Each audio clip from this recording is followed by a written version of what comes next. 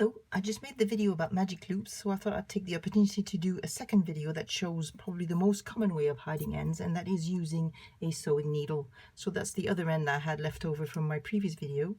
So you just push it through a needle. You can also find those needles where you can just push through the top. They have an open top. That might make it easier to thread your tatting thread through it. So if you look at your stitches, so we're going to want to go sew this in through the stitches. If you can see, they curve that way and then they curve the other way. So you want to follow the curve of the stitches. This one is a bit less clear to see. I'm going to push it through the first one. So what you want to do is just to go under the caps of the stitches. So if you can see the next one, it's curving this way. So I'm going under in between the stitches and under into the stitch like this, and push through or pull through, and then I go the opposite direction for the next stitch. This one is curving that way, so I'm going that way in between the stitches, and you can do that sort of 5, 6 stitches just under the caps.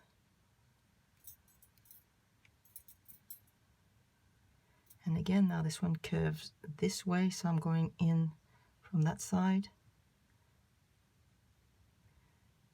and just under the top of the cap, and then in the opposite direction.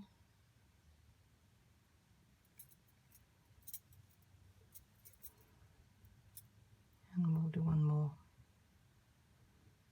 in the opposite direction, like this. Now if you look at it now, it looks a little bit messy, but what you do is you then pull on your thread and it'll smooth everything out and hide the thread you've just sewn in into the stitches. So I'm just going to hold the ring and just pull on the cord. You'll feel it pulling through, and it just neatens and flattens all the stitches again. And then you just cut really close.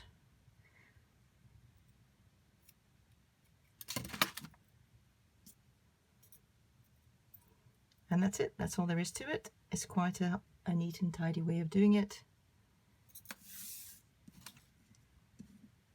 That's it for this time. See you again. Bye bye.